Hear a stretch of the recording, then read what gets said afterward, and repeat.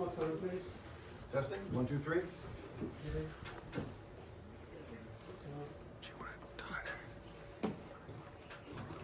One more time, Paul. Testing, 1, 2, 3. Okay, that's good. We need a chair for, One more time. Testing, 1, 2, 3. All right. Tap it. Thanks.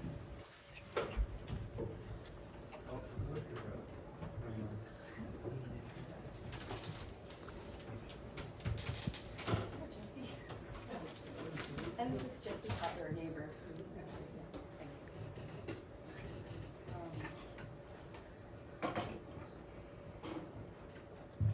You ready? Yeah, ready.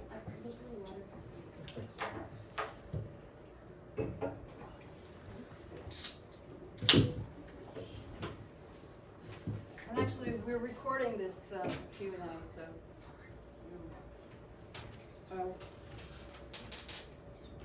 Always helps to turn on the camera. Always helps to turn on the camera. So do speak up because Yeah, people have yeah, trouble hearing. and also it would be. So actually, can we start? We thought we'd start with a few questions that I would ask, and I have a few questions for Paul actually to start with, and one of them is we talk a lot about the contaminants in this film, and early in the film, he mentions PFAS, which actually, if anybody's been reading the news recently, there's been a lot of press about it, and more recently than even this film, there are links to breast cancer with PFAS. But what are the contaminants that have been tested and have been found and are known to be dangerous? Could you please talk a little about that? What they are, what has been found, and why they're dangerous? Well, there have been a number of analyses done on some of the soils that are present in the C&D waste material. The contaminants include a suite of semi-volatile organics with long chemical names, which I could bore you with, but won't. It includes some heavy metals, lead, chromium. It includes PFAS, FOS as well. It includes DDT. It has pesticides in there. So we have just a number of chemicals that are present already in the fill. So this fill material, which I have a sample on the table of behind there, this is right from the Amy's property that was came running off of the 10 Church Road property. It's material that's brought in from out of town. One of the things I documented in an earlier report I did on the subject was to point out that it's full of a kind of rock called schist. Schist is not found anywhere in Ulster County. So we know that this material was brought in, and this is a key tenet of one of the laws of the town of Woodstock is you shall import no foreign material and dump it as waste product in your town. So C&D waste can be bad stuff. I used to work for years ago at the Attorney General's office up in Albany. And some of the cases we brought in were racketeering cases, which involved the dumping of C&D waste. And that's because what's in the soil, they talk about the removal of the bricks and the stones and the concrete. If somebody would hold up that screen on the table, this is the contaminant removal method, okay? The contaminants that we are concerned about are present in the soil to fill the waste material that's there. And it's material that's absorbed and bound onto the soil particles, and when it rains, just as John Conrad said in the documentary, it will leach on downward into the aquifer. So what you're in fact saying is that these chemicals, the contaminants you mentioned, the hydrocarbons, the DDT, the heavy metal, the cadmium, the PFAS, this sifting method doesn't address any of that. Well, it's actually a dream, way to get rid of waste. It's a dream for the contaminator to get rid of the waste. The problem is, well, it's a dream method to get rid of waste because it doesn't treat the waste. It's the nightmare for the people who live down gradient of it. In this case, we've been hearing all about the Amy's, but in fact, there's another half dozen properties that are directly down gradient of this property. And so you're saying that it will indeed endanger the drinking water down gradient from the absolutely. dumping site. John Conrad in the video here, mentioned that it might take 2 or 3 years for the contaminants to reach these wells. Think about it like this. If you're pumping your well, okay, you're actually creating a cone of depression downward. You're pulling water in. And it's not far away from some of these downgradient houses, the Amy's and others. Amy's 23 feet. Some of the other people just downgradient 170 feet. How long is that going to take? Is it going to take a couple of years? How about we look at the testing we just analyzed for the Terramore site on the same geologic material? We found within hours of doing a pumping test, we impacted groundwater in wells 2,500 feet away. So we can be talking, you know, months, not necessarily years.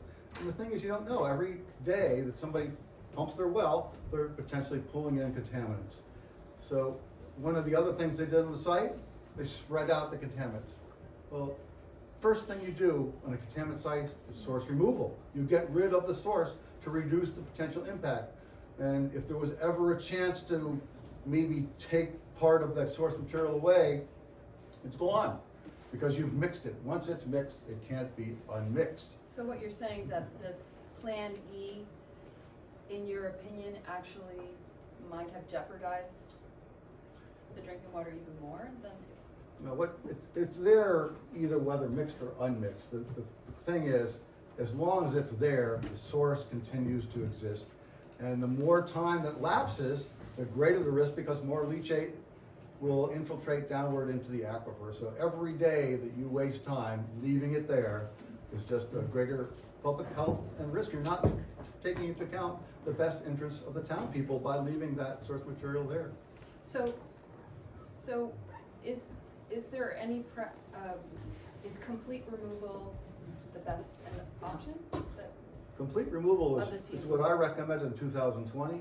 John Conrad has recommended since. Another hydrogeologist I work with, Dr. Catherine Beinkopfer, we've discussed this topic. You know, when you look at the people who make the recommendations with the hydrogeologic training, it's unanimous. Get it out. You remove the source material, you protect the public health and safety. So what should happen with the Amy's wells and all the downgradient wells in Shady and Woodstock? And what about the future of the municipal, water in terms of the aquifer? What should be done in terms of prevention of? Yeah, it's a tough question. Obviously, as mentioned in the documentary, you want to sample these wells, at least 4 times a year, quarterly, for quite a host of contaminants. What should we test for? Well, we don't have manifests to know how many loads went in. We don't know what the chemistry was in those manifests. We're not being told what's there. We know it's against the law. So we can test for contaminants and maybe it'll show up. But think about it. If you're the homeowner whose well is 200 feet away and you're pumping down water, pulling in your groundwater, and you test quarterly and you find contaminants, how long have you potentially been exposed to PFAS, a forever chemical? So for me, in my well, I would not be drinking my well water. So what do you do if it finds contamination? A couple of options. Depending on the chemicals, you could potentially set up a treatment system. The other option would be to extend Woodstock public water supply up to those homes. But no, it's a public health and safety risk every day worsening. So you're saying like with the winter, with the ongoing, leaving the bulk of the burn there, in a way, what you're saying, the longer that it stays, the more potential for well contamination and potential aquifer contamination. Every day, when it rains, big rains, snow melt, it infiltrates downward, the next stream peak that goes up, that means the precipitation's falling, so every day it increases the risk. Yeah, well, anyway, so that's just a few questions that we wanted to start with, just because the film, to sort of follow up on the film. But can we take a few questions, or would, so I'd like to take a few questions. If you please stand up when you speak. I'm Vince Mount, and I moved back to this area about. And please speak up also. I moved back about 12 years ago just because I love the community here, but I also have a little bit of background in environmental remediation. So I wanted to ask a question about sort of not just the extent of the issue now, but what the cleanup should really entail. Because unless I'm wrong, there's no question that there's already been leachate impacting the original grade. Okay, Of so the we're gonna tree. stop there. So what is the cleanup that you recommend? Well, no, let me finish the question. Yeah, So once the material's removed, it's expected there'll be residual leachate in the original grade. Shouldn't that either be capped or pump and treat put in place for even the undisturbed soil? Well, if we're capped like a landfill, which is essentially is functioning right now as a landfill. One of the means of closing our landfills is to put some sort of membrane, synthetic membrane over it and soil on top of that and replant it. So that could be an option for sure. The key things you'd want to do would be to get rid of the source removal is number one. And then you must follow up with a very detailed plan to do extra testing to make sure you've cleaned up as much as possible. Will you ever stop the infiltration by putting a cap on? I would say, yes, you could reduce it, but it's too late. You already have contaminants into the groundwater flow system. How fast will they migrate? You know, time will tell. So pump and treat then? okay, yeah, so.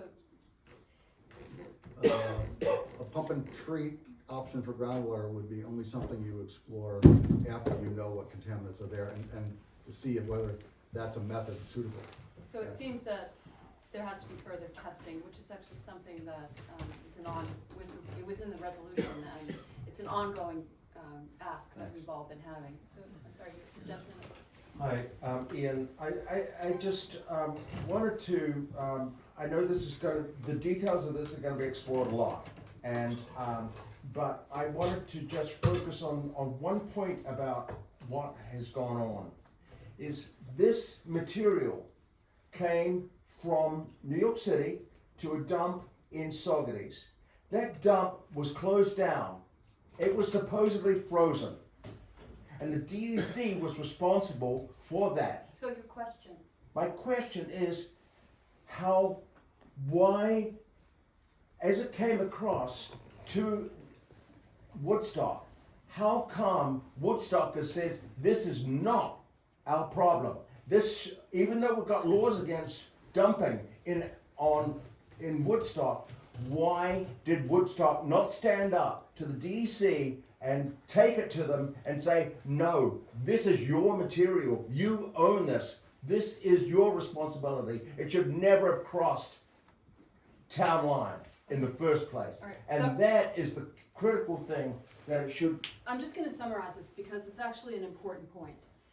In the transfer from the Saugerties dump site to Woodstock, that was illegal to begin with. And what your question is why was that allowed to happen? Like why did it happen and why it was not stopped? So Yeah, would you and like what's the remediation on that? Why isn't it actually? Well, that's happened. So the question is, what do we do with that information that this happened that way? Is that clear? Not completely. It's not clear, that's the problem, but yeah, do you wanna answer that, Erin? Hi, yeah, I'll speak to it. Hi, I'm Erin Bryan, I'm Vice Chair of the Environmental Commission, and I'm involved in this since late 2020. The issue with the DEC is they have what's called a visual standard. So they have to see the contaminants, which I'm sure everybody realizes that's absurd. The sample that was originally taken and given to them was not taken by a geologist, was not taken by someone who's qualified, it was taken by a town employee. We actually don't even know if that soil where it came from, because that town employee took the soil and brought it to the DEC and they said it was clean. So we still, as the Environmental Commission, want a true test done that follows proper protocol.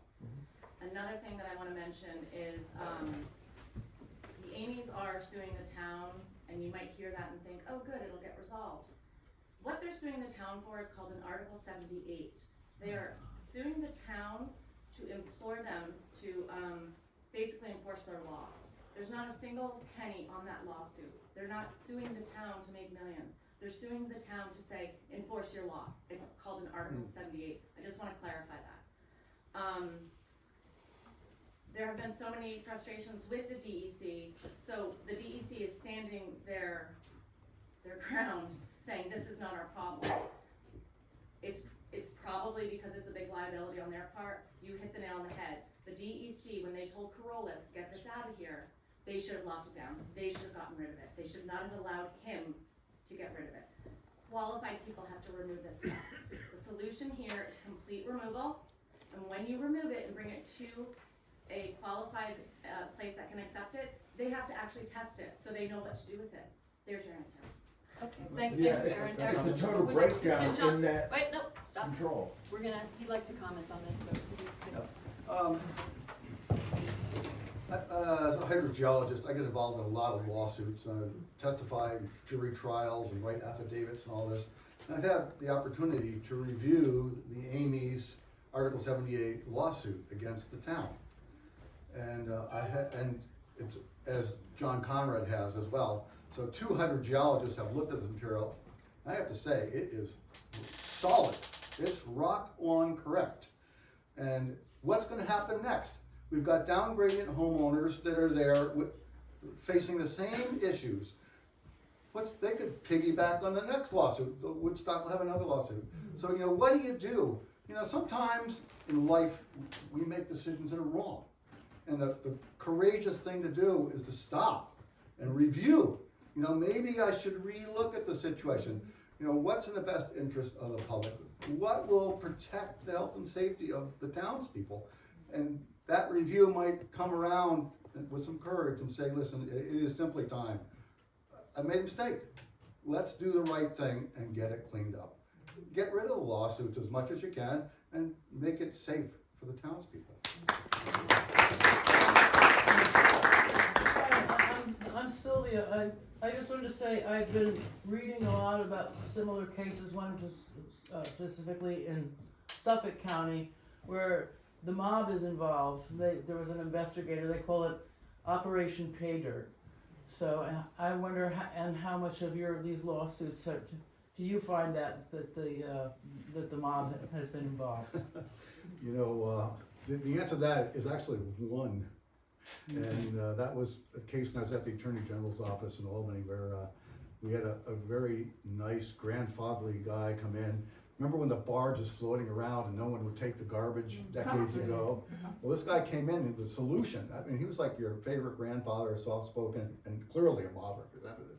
And he had a pretty good solution. He said, listen, we will pay to clean up a particular landfill that's already being used. We're gonna put in state-of-the-art liners and treatment systems. And, he was there and sincere, and we actually advanced the project to some degree. It can happen. So there's good mobsters and bad mobsters. Yeah. Environmental mobsters and not environmental. Lots of good stuff, Over I'll tell there you in the that. back. My name's Cynthia Carla, and I heard briefly the mention of the Sawkill. And my question is the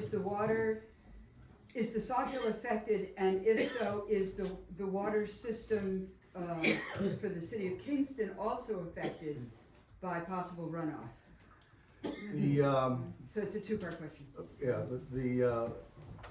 The 10 Church Road site, any contaminants that leach down into that are within what's called the watershed or the recharge area of the upstream part of the Sawkill, which goes down and helps feed the sand and gravel aquifer that's used by the town of Woodstock. So the site is up gradient, but tributary to the town of Woodstock water supply.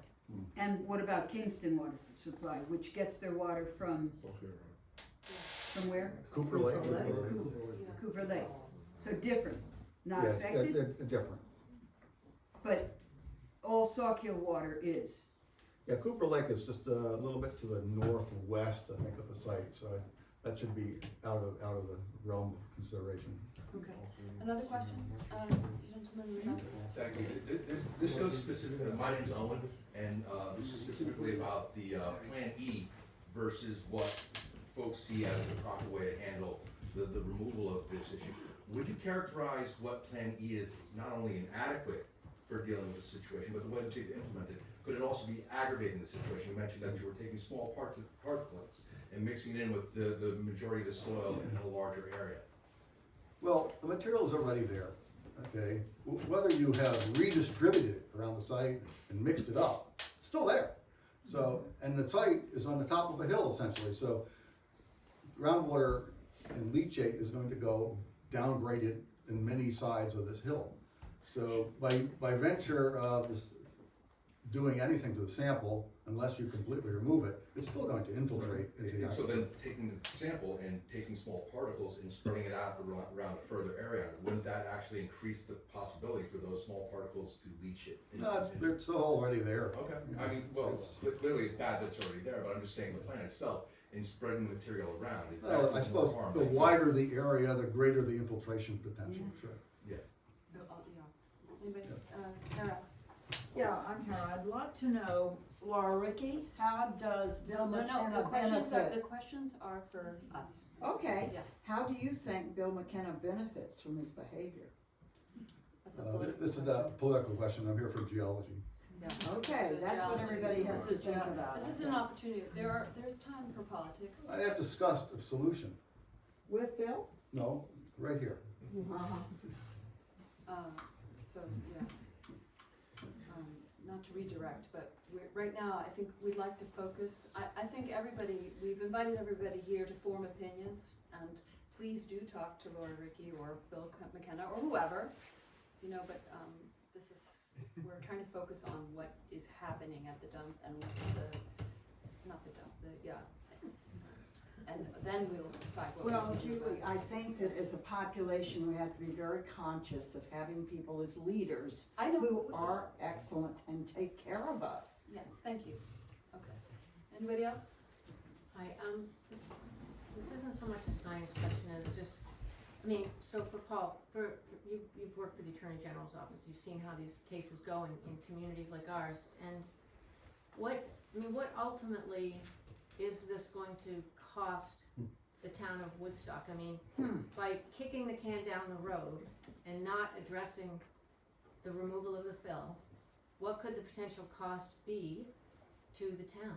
Not just in having contaminated water in the municipal wells down in the Rock City Road area, Certainly, the by the ball cost, field, yeah. cost of lawsuits, if people end up sick because they drank the water, more lawsuits, and then your costs for litigation. So at what point do you cut your losses? And who are you representing? If you want to represent your constituents, you get rid of the source, and maybe by doing that and agreeing to do it, you can help move away some of the costs associated with long-term litigation.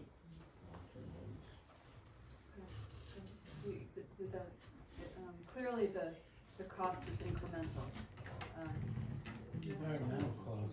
Any other questions? Yeah. No, since you, I'm Felicia from Woodstock 104.1 FM in town here. To me, it seems like some of this and the way it was handled may rise to the level of criminality. And has anyone contacted the district attorney in Ulster County? And also, and if they did, what was the results? And in your experience, does that rise to criminality, what you've seen here so far? Actually, Chris, do you think you could answer that? Has anyone, I think, is Alex here? Alex or Aaron? Yeah. Has anyone contacted the district attorney, Alex? Yeah. Yeah, sorry. Well, it seems like stuff here, the way it was handled, even from the start, just the dumping of the material and then the way it was handled by the town, may rise to the level of criminality. Was the DA contacted, and what was the result of that contact? So I know that the district attorney has been contacted as well as the. Alex, could you speak up, please? Yeah. Sorry, hi. The district attorney has been contacted, the attorney general has been contacted. Both the environmental bureau at the attorney general and the public integrity bureau, which deals with corruption in government malfeasance. The environmental bureau deals with strictly environmental issues. What my understanding is, and I could be wrong, but what was explained to me and I've heard from others, is that you don't know what happens. You may never hear from them again. You you may hear from them when they have charges or an indictment. They are not like keeping any of us posted on what's the status. So, but I believe that, the more people that they're hearing from and that the more they understand there's concern, that the more they direct their attention to those matters. So if anyone here feels compelled to reach out to someone, you certainly are welcome to do it. I think there's just a hotline you can call, an email address, and if they start hearing, oh my gosh, everyone in Woodstock is really worried, we should look into this, it's more likely that they will, but we might not ever know what the outcome is until we know, unfortunately. There's no way to find out if it's even under investigation. Well, I'd like to add to what Alex said. If you want to speak directly to somebody, not just a hotline, I have spoken directly to the Office of the Attorney General's Public Integrity Bureau. I can give you the exact email address of the person to contact. And if you, State or county? oh, in the state, in Albany, and the Office of the Attorney General's Environmental Enforcement Bureau. And I can give you their exact office to contact too. And you should contact them and express your concern if you do have it. Because they are keeping a file, and as Alex said, it's not like they are going to tell you what they're doing. These are ongoing investigations that they have. I'm happy to provide both of those contacts to anyone if they would like them. They are public officials and they want to hear from you, the public. And actually, the same thing goes for the DEC and the Board of Health, and the more Woodstock public addresses this, we do have a neighborhood group called Protect Woodstock's Water. We've been working on this, and there's a sign-up sheet right here, so please add your name to our email list. The Environmental Commission will put it on our website as well. One thing I would like to say is more recently, as we've been reaching out, we're starting to hear from the Ulster County level, you have to go to the state, you have to go to the state, you call the Department of Health and Water, we can't talk to you, you have to go to the state. So we are hearing that now. So just a word of advice. So we'll put the information on our website, on the Environmental Commission. You guys will have it. Yeah, we have an email at our we have an Instagram, and we have ongoing meetings in which, if anybody's interested in activism, please put your name on the email list, and we will actually give you things to do that you want to do, or also be publishing ongoing information about this. All of our information is on www.protectwoodstockswater.com. Woodstocks, it's not Woodstock, it's Plural. Woodstocks, plural, water. Has anybody created a petition? And there are petitions to sign, so everything's on that website. It has a contact page, it has a petition that we already have on there that can be signed. We have action items lined out. We have every document raw that we data. already have.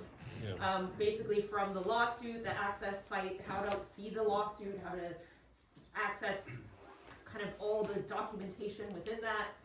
Every resource we've gotten our hands on, we've made publicly available on protectwoodstockswater.com. Do you want to comment? Yeah, really, in a lot of respects, place to go is in your own town. I just want to read just a tiny section. This is Woodstock Town Code Section 192-4.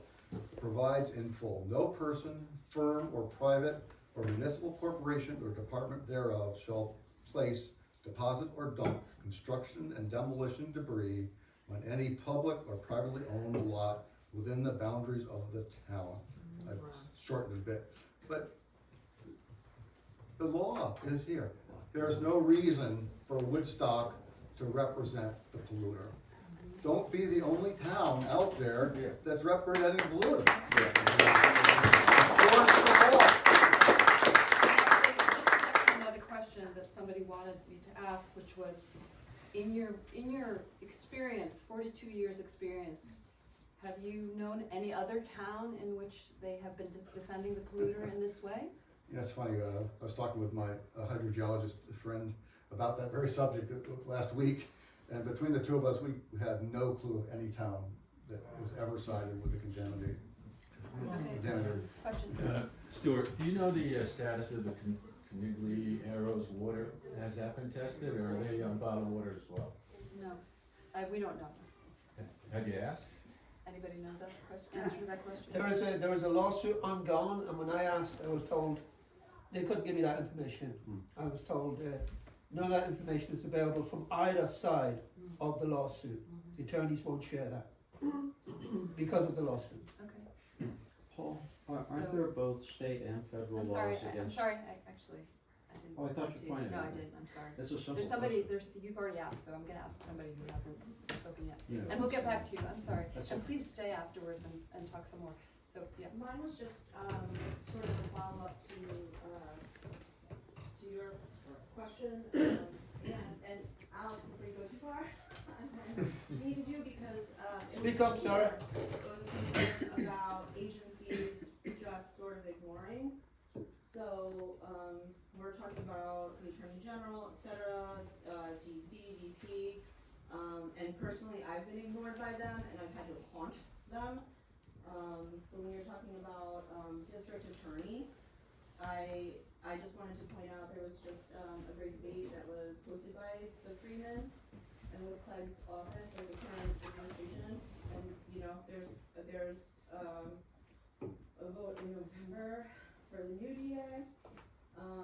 So if you check that out, there has been a problem with discovery being presented and cases just being completely tossed, like you have to really stay on them, just as a statement, so this is a good time to really make them listen, at least at that level. So can I translate that into a question?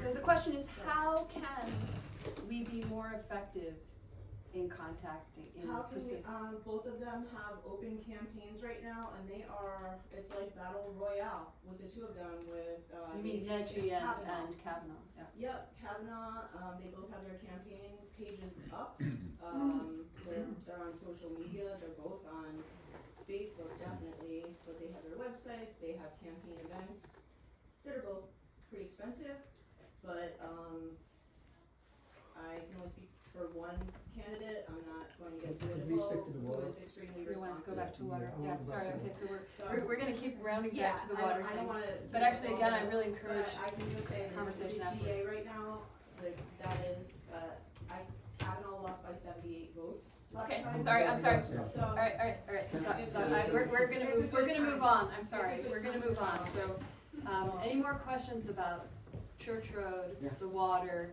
what has happened?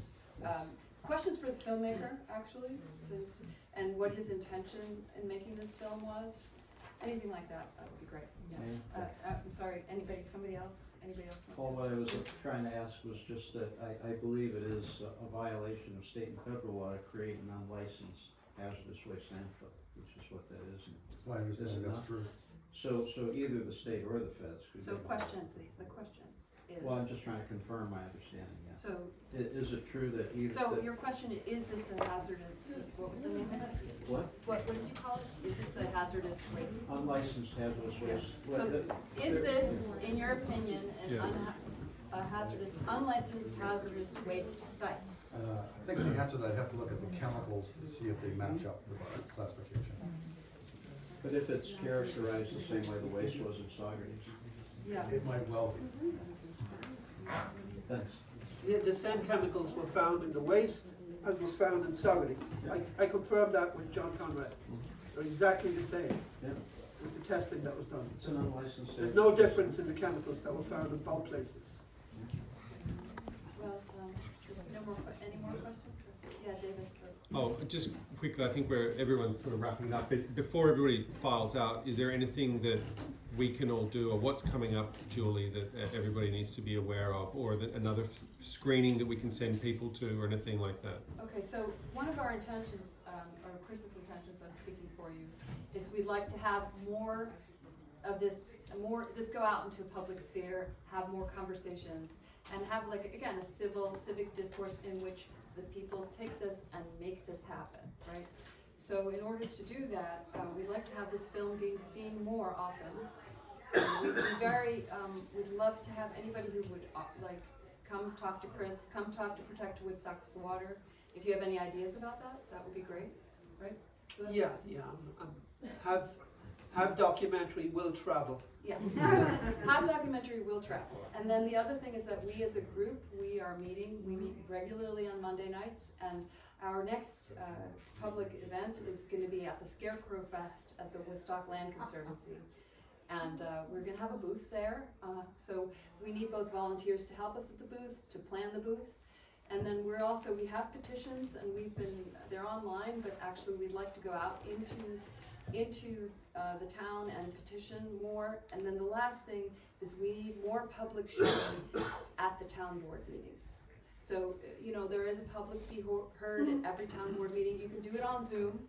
Come, take some of the stuff that you've absorbed and ask questions. Like, why is this happening? Why was Plan E approved? Why is the waste still there? I mean, the more people that speak, the better it is. And the more that you speak about the film,